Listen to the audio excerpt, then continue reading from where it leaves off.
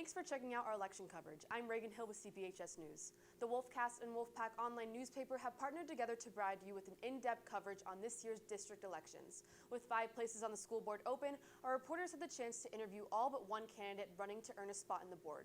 We asked each candidate the same questions with a few follow-ups. The video you're about to watch is their full unedited version.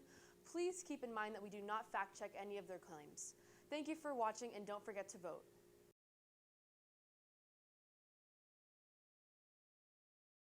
Wonderful. I'm running for school board. I'm running for re-election for school board.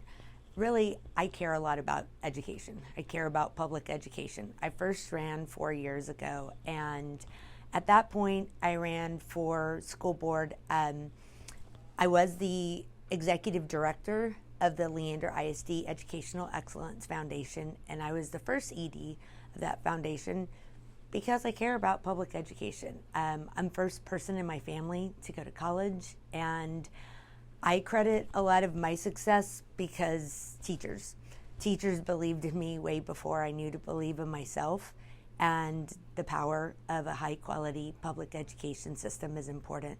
So I ran for election the first time because of that, and I'm running for re-election this time because it's even more important. We've had a really hard 4 years of COVID, and right now I feel like public education is being used as a political pawn in a lot of national politics, and I think it's going to take all of us really doing everything we can to protect the institution of public education.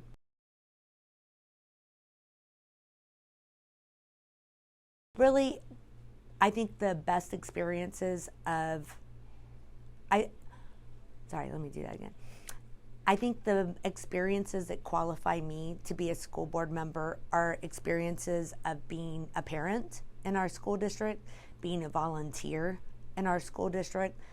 Also, I was a teacher. I was an elementary school teacher, and then I went on to get my PhD in education from the University of Texas at Austin, and I taught teacher education classes at St. Edward's University for many years.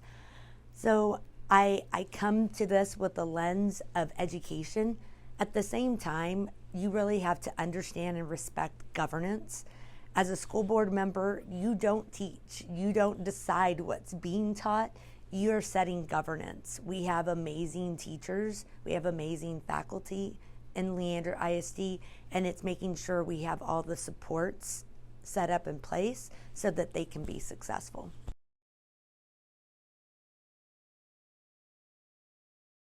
So Proposition A, I feel like that's the easiest one, and I'm definitely in support of Proposition A. Proposition A is our ACE, it's our recapture. And going to ballot for that is either do we write the state of Texas a check and say, here you go, and we're done, or does Texas come in to our district and take that value from our district? I'm in support of Prop A. It's recapture. The state's going to get their money either way. I'd rather it be locally controlled and on our terms.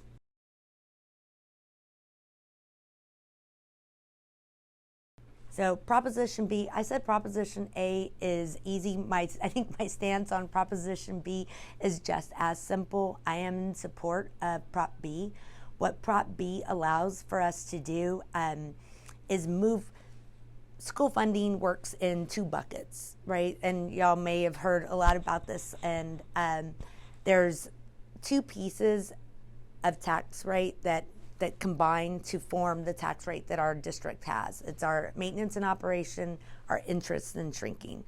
And you have these 2 buckets. What we've done with Prop B is significantly decrease the percentage in one bucket and increase in the other. By doing that, we put more in the bucket that allows us to pay teachers. So I think it's really important that we support Prop B so that we have the funds to be able to pay our staff more than what we currently can.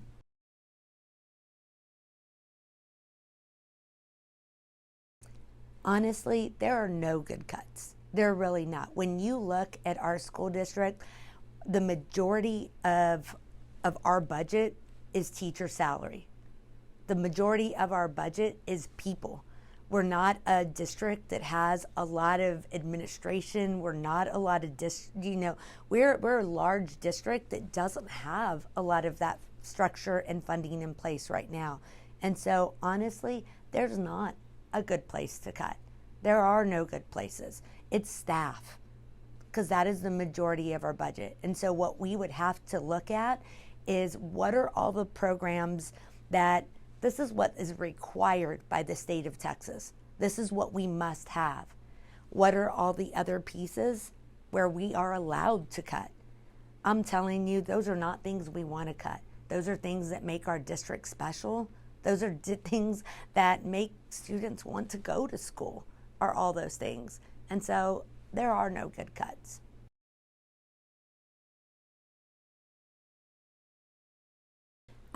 I would say, why is our district in this financial situation? There's a couple of reasons why. Over the last few years, since COVID, we've seen rapid inflation.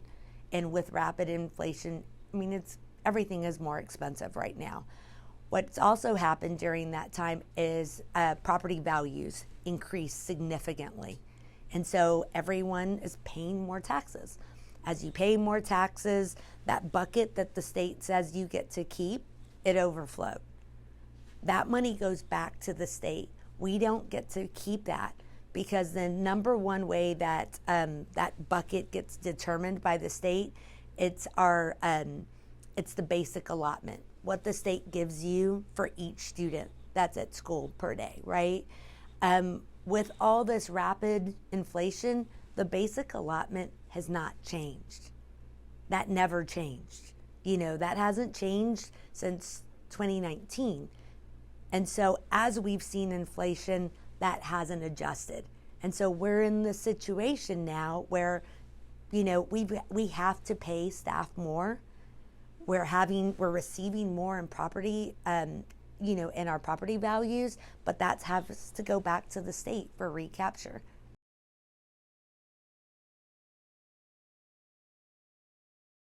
Am I satisfied with Dr. Gearing's job? Absolutely. He is a fabulous leader. Have things been hard the last 2 years? Absolutely. We went through a global pandemic. So I'll tell you, he came on and we're excited, we're pumped. These are all the things we're going to do. And everything came to a screeching halt. And it was really, we were all in survival mode. How are we going to teach online? How are we going to support teachers? How are we going to support students? How are we going to feed them? And then we had a winter storm, right? How are we going to keep people safe? And so are some of the initial goals that we set out 4 years ago, are we on that track? No. There were things that happened in the last 2 years that shifted priorities. Do we want to get back on that track? Absolutely.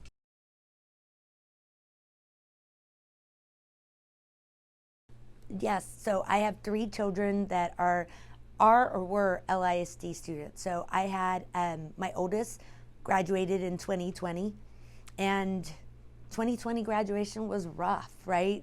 But he went through LISD from kindergarten to 12th grade, and it was a wonderful experience for him. He graduated, and he's currently a junior at University of Texas at Austin. And I feel that Leander ISD did a fabulous job preparing him for a really rigorous academic path. My second son, he graduated from Vista Ridge High School last year, and he transferred to Vista Ridge High School because he wanted to be part of the Navy ROTC program. It's an amazing program. It's one of the best in the state. And we offer a lot of these best in the state programs. And our students have the flexibility to go and join and be a part of different programming throughout the district. He graduated from that school and is a freshman in college in Michigan right now. My youngest is a sophomore in high school right now, and Leander's been wonderful for him. He's on the robotics team and thriving, and that's one of the pieces that I think makes Leander ISD so special, is there's something for every student to feel like a rock star. And it's you're not everyone's going to play football, not everyone's going to be in band, but I mean the production quality that your group is doing, being able to find different avenues for people to really engage is important.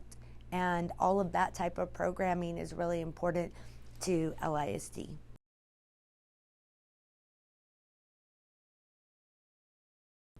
Absolutely not. That's it's a lie. And there's been all sorts of money. There's been millions of dollars spent to prove that this was happening. And in fact, what was discovered was that this is not happening. This is not happening. It's part of this national division that's happening in our country. No one's stealing elections. There's no problem with election integrity. It's really adults not liking the way something happens and then throwing an adult temper tantrum about it afterwards. There's times where elections don't go the way I want. And that's what happens. You have to, this is the voters' vote, and these are the results. I don't get to, throw a temper tantrum and change those. So I do not believe that there is any issues with election integrity. I'll tell you right now, I'm more worried about election safety because of this rhetoric that, having people watch and people cause all sorts of problems and create fear for people voting because of this.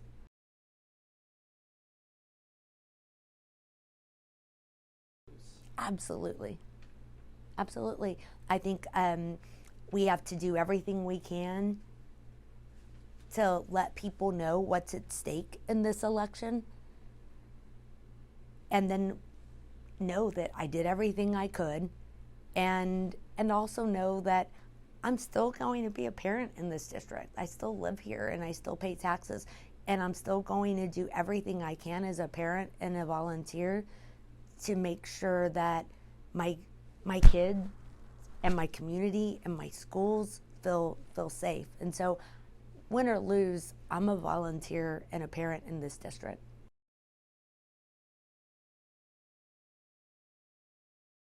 Biggest accomplishment as a school board member. That's hard. I think, I can think of little pieces here and there that being really excited about different policy, and I'll mention that. But I think one of the biggest accomplishments of a school board member was looking at COVID, and we didn't have to shut down our schools for a long period of time. There's a lot of schools in the state of Texas that were closed for a long time.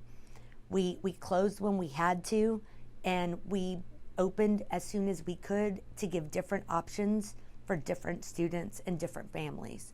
And during that time that we were closed, we fed students, we gave students care, we gave students support, and that was a hard and scary time for our community and for our students, for our families.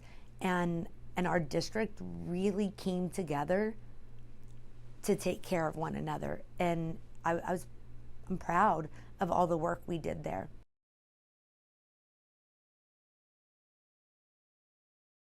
Absolutely. I will say that this election, we're seeing a lot of these wedge issues and super partisan issues coming into the school board discussion that are not school board issues, that are not school board discussions. They don't have they're not relevant to what we're doing in a school district and in school board governance. What you see in citizen comments, that I know a lot of students, my student, watches citizen comments a lot of times because it's a theater, right? It's a lot of theatrics during that time. That's not the business of a school board. Those aren't the important issues that we need to take care of. We need to get back to setting policy, doing governance, supporting our staff and our teachers and our students, and not having the distraction of, people asking, what's your take on women's reproductive rights? What's your take on the border wall? What do you think about this? Those are issues that are these wedge issues that people are trying to push into school board elections. Your school board doesn't make those decisions. They're trying to set policy and good governance for the students of our district.